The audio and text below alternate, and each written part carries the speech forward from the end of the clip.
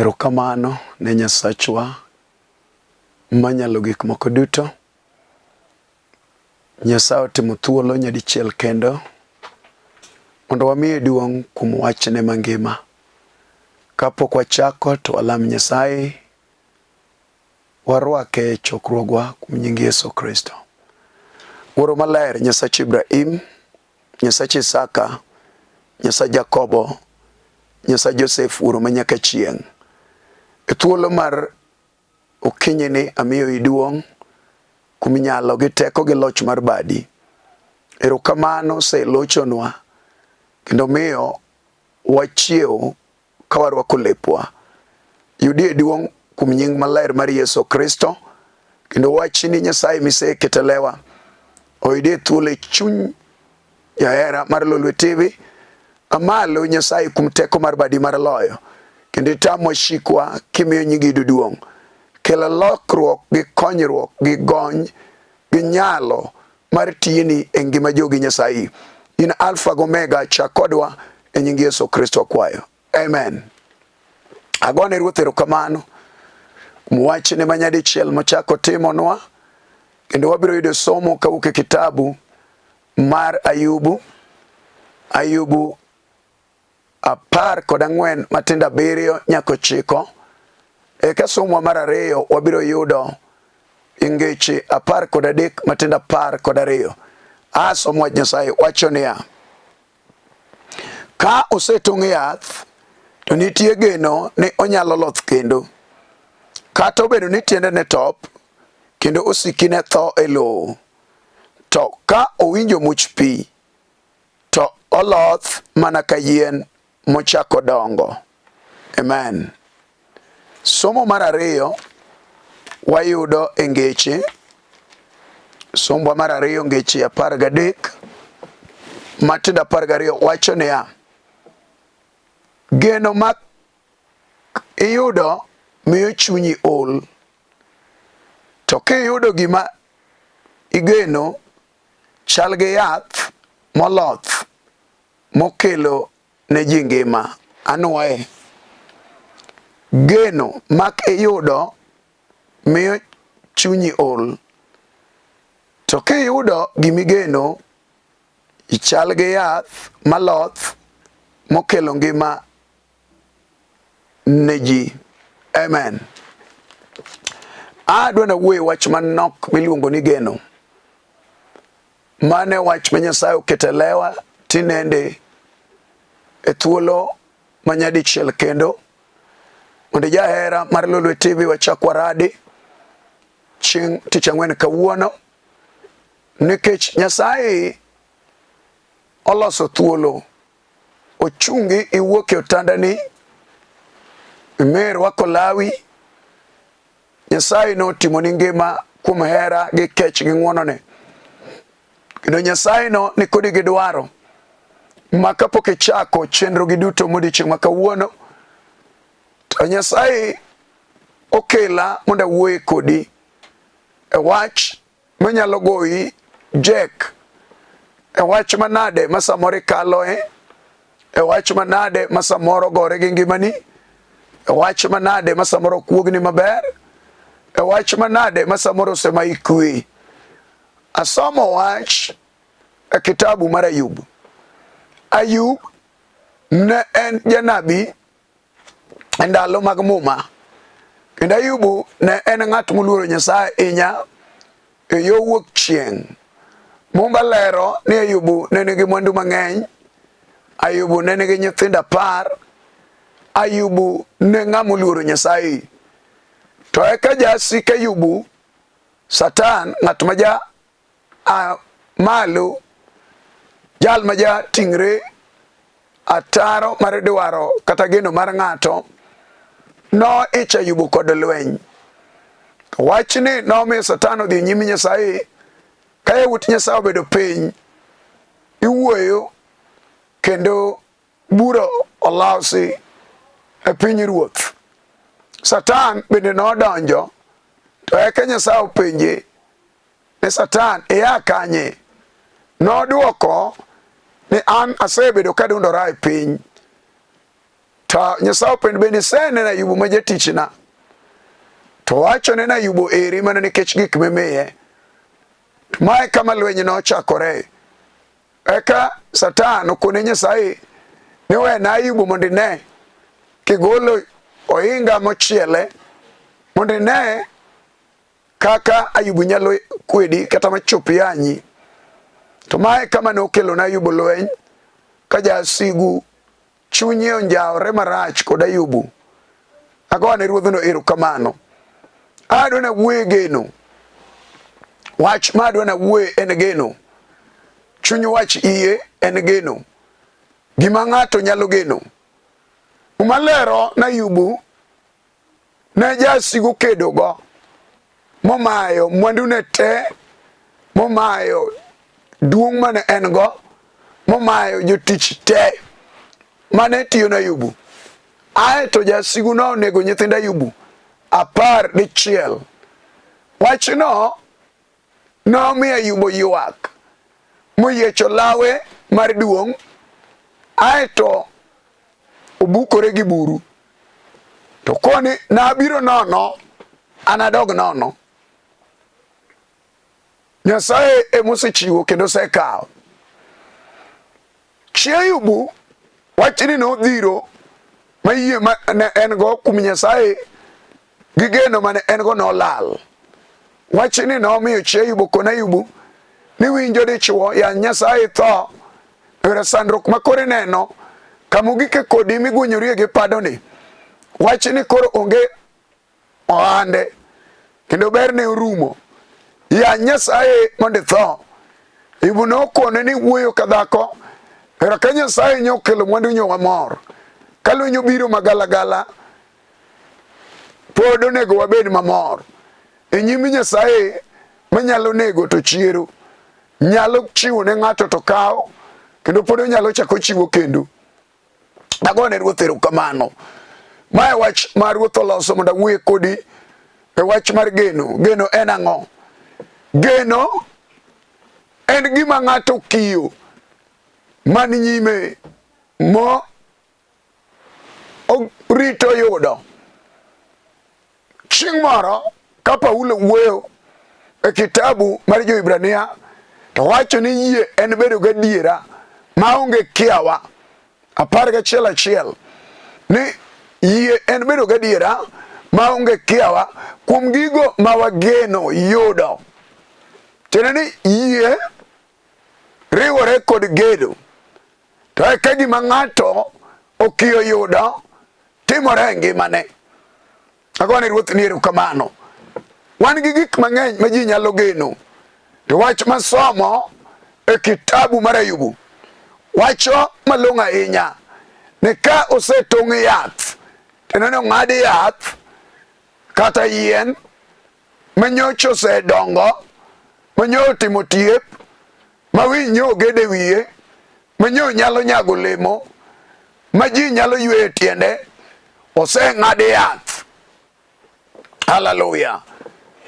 Ka oseng'ad yath kata osetong' yien to nitie geno ni onyalo chako loth kendo.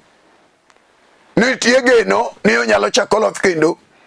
Ayub nopimo ngimane kod yath mong'adi. Ayub ne nigi geno kuom Nyasaye mochweyo polo gi piny. Ayub ne nigi geno kuom Nyasaye manyalo gik moko te. Ayub nigi geno kuom Nyasaye manyalo nego to chiero. Ayub nigi geno kuom Nyasaye manyalo golo ng'ato pidhi yugi to chak miyo chiemo gi ruodhi. Mae momiyo Ayub nondiko wachni ni be nosetong' yath dhano ngimane opim gi yien. Yien golo muya mar wayueyo mamiyo dhano bedo gi ngima. To yien kawo muya magalagala mowuok kuom dhano. To mane gima koro miyo dhano nyalo bedo gi ngima. Nyasaye no pange kamano. To yien nigi ngima. To eka Nyasaye opime. Kech yien nigi ligepe ma ywayo pi. Yien nigi buche moyweyogo. Yien nyago olemo. Yien winjo ka Yesu wacho ni an e mzabibu madiera, wuora e japur mzabibu no. To bedena ma ok nyago olemo ing'ado oko, to manyago olemo ilwero maler mondo med nyak. Hallelujah. Koro Nyasaye pimo dhano gi yien. Nitiere gik ma Nyasaye oketo kuom yien kata kuom yath mamiyo inyalo pore gi dhano. Kaka ngima yien nitie e kaka ngima dhano bende nitie. Inyalo wuo ni ng'ato rumo, inyalo wuo ni ng'ato jasigu tieko, inyalo wuo ni ng'ato kare olal, inyalo wuo ni ng'ato geno ne rumo te. To kaka Nyasaye en Nyasaye, to kaka wach Nyasaye ngima, mae momiyo Nyasaye omiya thuolo mondo awuoye gi ng'at ma geno ne olal, mondo awuoye gi ng'ato ma geno ne oregore, mondo awuoye gi ng'ato ma jasigu osuso geno ne, awuoye gi ng'ato ma wach moro dhiro mogik gode e dho nam kama koro geno lalie, awuoye gi ng'ato ma lweny oromo, awuoye gi ng'ato ma jasigu mayo gige lwete, odong' chong', odong' kodiedo, odong' nyamasi, gima en go maber e lwete onge. Adwa na wuoye kod ng'ato ma mor mar chuny olal, jal modong' ka ywag odayo. Adwa na wuoye gi ng'ato ng'ama odi matek gi sand ma kaka dotimre onge, ma jachien odiyo, onge kwe, oywe abuka ka mor mar chuny olal. Mane ng'ama adwa na wuogo. Adwa na wuogi ng'ato jal ma jachien oyiecho law kuome modong' duk. Hallelujah. Adwa na wuogi ng'at ma jachien odado chiemo moseting'o e lwete odwa chamo, to jasigo thale lwete odong' gi lwete nono. Adwa na wuogi ng'ato ma jachien odado e keny, oringo ni oko piny obage, mor mar chuny olal. Adwa na wuogi ng'ato ma samoro wuon kata min nyoni ne lilo dong' e pap kanyo diedo e dangla kama ochom onge. Adwa na wuoye gi ng'ato ma pi wang'e olokore chiembe, mor mar chunye onge. Adwa na wuoye gi ng'ato jolweny ma tuoche orano ngimane, jachien oketo piny, tuo chame, mor mar chunye onge, mo mar ringre jachien onyodho, odong' kotuo tar. En ng'at ma geno olal e ngimane, odekire orane, oketho ngimane. Mae gima Ayub ma jakus wuoye. Ayub jal mane wuok chieng', jal mane oluoro Nyasach Israel, jal ma Nyasaye no ane malo, jal ma Nyasaye ong'eyo nyaka e polo. Nyasaye go mbaka ne sama oluongo yawuote ka ji obedo mos, agone Ruoth erokamano.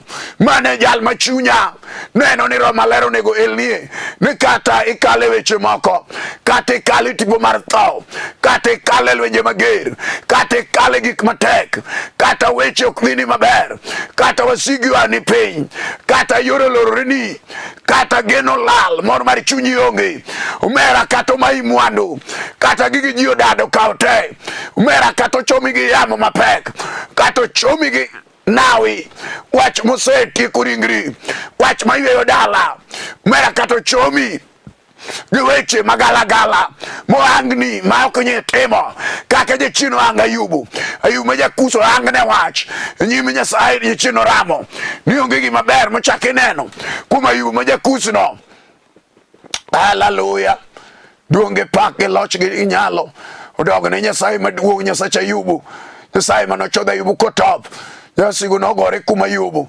Sama Ayub wuoyo ni osegoye gi tuoche, gi buche magalagala, dichuo bukore e buru, gwonyore gi pado, ogwonyore gi osoglo, ogwonyore gi kamasia, dende ile kamora mora, kudni wuok e dende otimo tutu. Gima ber ma Ayub neno onge, osiepe manyo ni kode oringo lal, mwandu manyo en go oserumo, nyaka jotich manyo konya Ayub, owe Ayub gi lwete nono. Ayub odong' kende, piny ochamo dichuo, dhako bolokore kuome, koni yaye kata kong'ade yath dong' nitie geno, nonyalo loth kendo, kata kong'ade yien manyo otimo tiep. Ayub ne chalo yien motimo tiep, jal ma kanodonje bura e piny kustur gi kocha yo wuok chieng'. Ayub e jal mane winjo weche mane ng'ado, jal ma kane obedo piny to rieko Nyasaye ni kuome, o jal ma kane ng'ato nigi chandruok odhi kaka Ayub ming'ado ne rieko. Ayub ng'at mane ji nyalo geno yo wuok chieng' to eka jachien nene. Jalni nigi olemo mamit ahinya, jalni nigi chia gi geno, jalni nigi weche mabeyo mag ngima, jalni nigi rieko minyalo yudi kuome, jalni nigi yo monyalo ng'ado ne ji, jalni nyalo konyo joma ok nyal. Mane mirima jachien. Jachien ok go gima onge ohala, Satan ok go gima onge ber. Gimomiyo lweny omaki, gimomiyo jasigo ani piny, in gi gima ber, in gi nyota ma jachien oneno, in gi olemo mamit minyalo dwaro. To mae momiyo jachien wacho ni winjo, idhi kelo resruok ne dala mi ae, idhi kelo resruok kata ne joma idak go, idhi kelo resruok ne oganda dhano, idhi kelo resruok ne nyaka gweng' miwuoke, idhi kelo dongo ne koth dhano, idhi kelo dongo ne nyithindi. To mae momiyo jachien ani piny, jachien oramo e ngimani. Inyalo bedo kara kijana matin makore ka ama nyota ne ber, to eka jasigo ramo nyoni piny, otami ber gi gima ber minyalo yudo e ngimani. To mae momiyo Nyasaye oketa ka mondo awuoye kodi kuom wach mangima mar giminyalo geno. Kata bende geno nyose lal, wan gi Nyasaye manyalo duoko ni geno. Kata wasigu nyose chwado gik moko te, idong' kidiedo, wach milero nyalo kelo geno.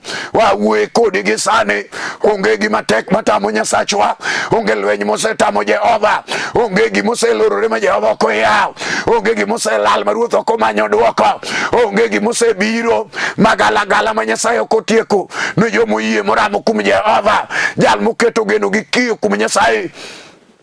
Daudi wacho niya, wan ok wanagen gige lweny, ok wanagen farese, to wanagen kuom Nyasaye Ruodh umbe lwenje. Tene ka Daudi dhi e lweny, gimogeno en loch mar Nyasaye manyalo duto. Awuoyo kodi nang'o?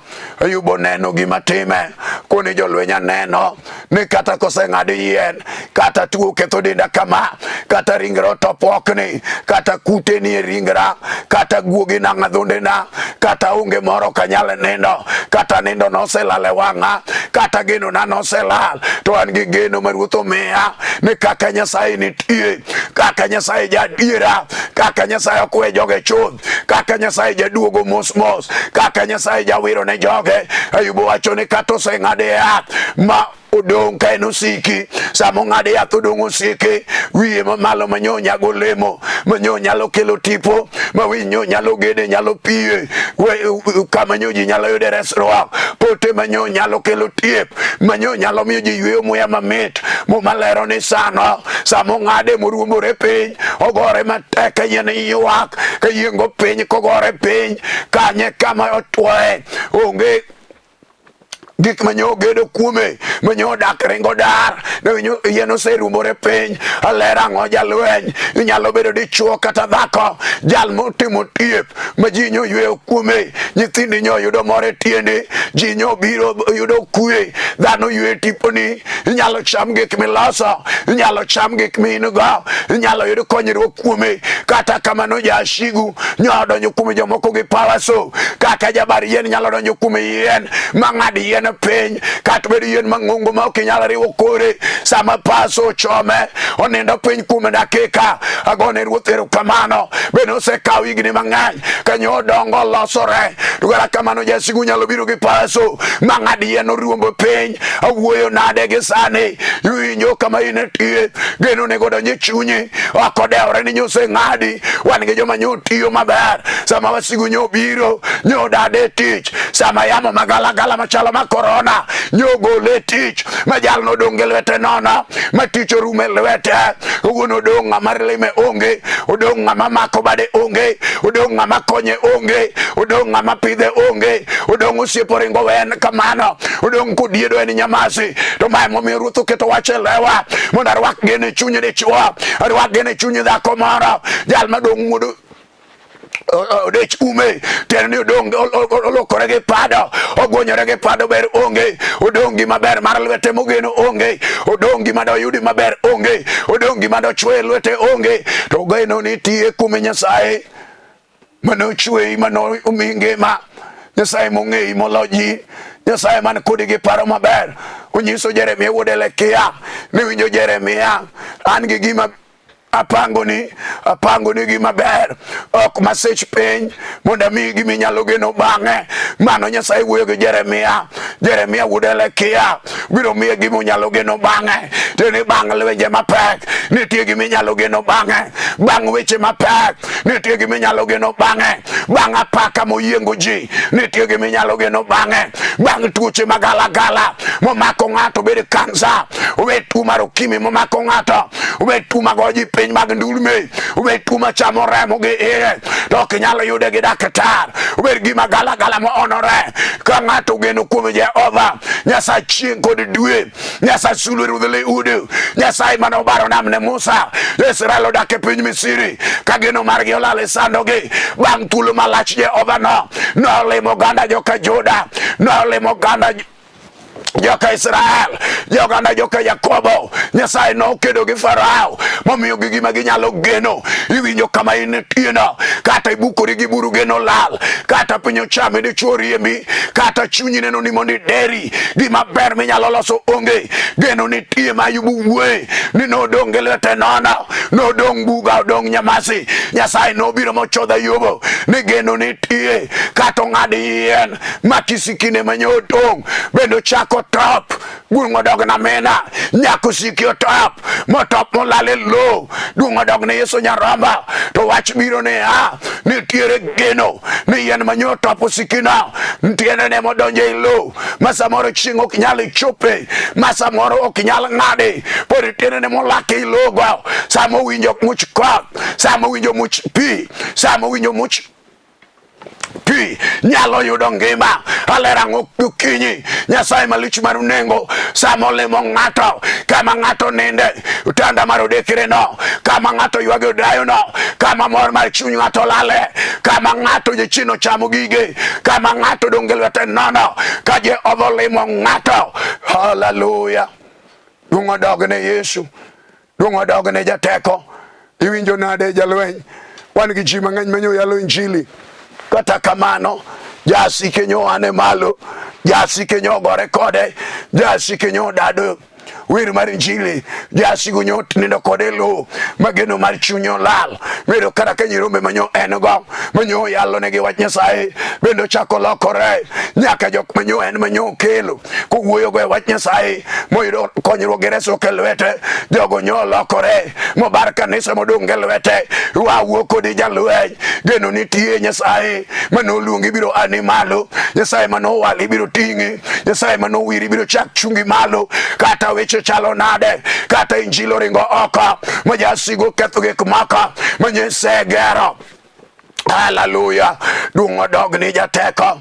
Wan gi Nyasaye ma jaduogo ma jawiro, wan gi Nyasaye ma jagolo ji pidho yugi, wan gi Nyasaye ma jagolo ji otodo, wan gi Nyasaye ma jagolo ji bor. Daudi ke Jesse wacho niya e Zaburi 40 ni narito Ruoth Nyasaye gi kinda, narito Jehova gi kinda kane ane bur matut. Sama ne ane bur matut kanyo, Jehova no ana malo, Nyasaye no ana malo, Nyasaye no tinga kendo mino keta wilwanda, no gola otodo, no gola ichuodho, no keta wilwanda, eka no keto wir mar waro e dhoga monda pake. Alera ngoka wuono jalweny, wan gi geno molal ne ng'ato, wan gi jal mageno lal e ngimane, wan gi jal mageno lal e chunye, wan gi jal mageno lal e dalane, wan gi jal mageno lal kum nyithindo, wan gi jal mageno lal e rangae, wan gi jal mageno lal e ode, wan gi jal mageno lal ringre. Gimoneno maber onge, uneno mana tho kende, uneno mana giko mar ngimane. To wach ma Nyasaye okete lewa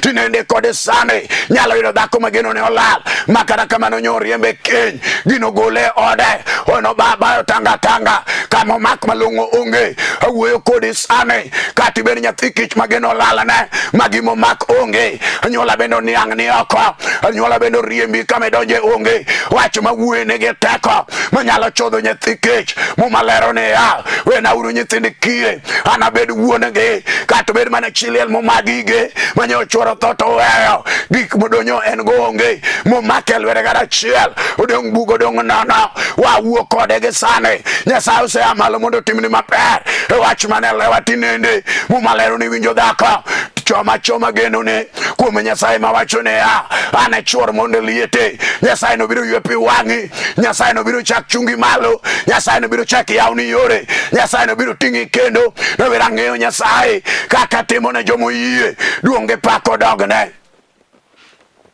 Akodewre ni kale ang'o, akodewre ni nena ang'o, akodewre ni wasiki wacha ang'o, akodewre ni ang'o matimore. Ang'eyo Nyasaye malich mar nengo, Nyasaye maratego mar mditi, Nyasaye man gi loch kod nyalo, Nyasaye manoparo Ana madhako, Nyasaye manoparo Batime maketi meu, jal mane mufuara mogeno nobiro. Aluoro Nyasaye maratego. Samoro ng'ato serito gimoro machunye ol kaka moma wache ngeche, to mumalero ni koyudo gimodwaro to eno bed mangima. Wa mi ngima kawuono e wach Nyasaye man gi teko. Ondikene wa Nyasaye koler to kelo ngima ne jomo yie. Kata nyo en ng'at modong, wach Nyasaye nyalo chodhe. Kata nyo dong e ndara, wach Nyasaye nyalo ting'e. Kata nyo dong nono, wach Nyasaye nyalo chiere. Kata nyo tuorane, wach Nyasaye nyalo change. Kata nyo dong ka vinyo dhiere, wach Nyasaye nyalo kalo kode. Kata yore nyose lorore, wach Nyasaye nyalo yaw iyo. E nying maler mar Yesu ja Nazareth, ya e chunyi kiyie. E wach manade masani, e wach manade magore kodi, e wach manade magore matek, e wach manade majechino tinge wiye, e wach malero gisane. Kata gibiro jochiende manyot chamo Geno, Nyasaye nitie mowala monda wuok kodi. Kata bed gima nyoringo kodi oko, momiyo pi wang'e doko chiemi, momiyo tuorano ngimani, momiyo jochiende dagie ber. Wach malero jochiende luoro, ene wach manage teko. Oligangla madhoge ariyo kama donjo biro power, majachiende we wang'a yo ne ng'ama nyoloro ne yo. Iwinjo nade jalweny, in kama ine tieno. Kata bed gima nyolal, Nyasaye biro manye moduok ni Geno kendo. Kata bed dhako maonge nyathi, Nyasaye nitie machuny nyithinde imon. Winja wach Nyasaye jaler mar Kalvari, Nyasaye maratego biro chungi kendo. Kiyie ochungi walam e nying Yesu Kristo ma Nazareth. Rie badi itivi kama mondo Nyasaye manyalo gik moko duto otimni ono gi ranyisi. Walam Nyasaye kiyie. Erokamano wuoro maler, erokamano Nyasach Ibrahim, erokamano wuon loch wuon teko, erokamano jakondo mula. Ea malo ne dichuone kata dhakoni, ea malo ne nyakoni, ea malo ne kijana ni wuoro maler, ea malo ne ode ni Nyasaye, ea malo ne jatichni man gi chandruok, change jatuo, iwar jal mawar ok nyolalne, igonjo ma Satan otuyo sando, ea ne malo kiting'e malo nyadichiel, imiyo ne ng'wono kod kech e nying Yesu Kristo akwayo. Amen. Nyasaye mondo gwedhi, Nyasaye mondo ting'i malo. Ka in gi dwaro, an gi thuolo mar tudora kodi mondo wakonyre ka Nyasaye otimoni ng'wono e wach manade masandi, obed nyithindo, obed tuo, obed lweny manade. Nyasaye nitie kata tich Nyasaye chiwo. Tudri koda e namba na mar 0723396805 kata Airtel en 0101396805. An jeti Nyasaye Pastor ALFRED ODOYO, awuod Nyakach, kamoro ni Kandaria. Nyasaye otimo na ng'wono e piny Kibire mayale. An gi branches moro ni Makongeni e bwo Pastor Elisha Omolo Majanga, moro bende ni Dandora e bwo Pastor Nicholas Otieno, moro bende ni Kisumo Kano nyaka Thurwa. Ka ng'ato nigi dwaro to watudre mondo nying Nyasaye duong'. E bwo umbrella mar God's Divine Word Ministries, arwako ji duto mondo wachokre kendo watine Nyasaye kwarito duogo mar ariyo mar Yesu Kristo. Nyasaye mondo gwedhi gi sani ane piny Karanja. Ka in gi dwaro waradi, tudri koda mondo Nyasaye obed ni Nyasaye e weche duto. Nyasaye mondo gwedhi tim mar Lolwe, ne wira gini en marwa mar Jaluo. Shalom, waradi e thuolo machielo e nying Yesu Kristo. Amen. Limoya wedora abali limoya olimoya wedora japonje limoya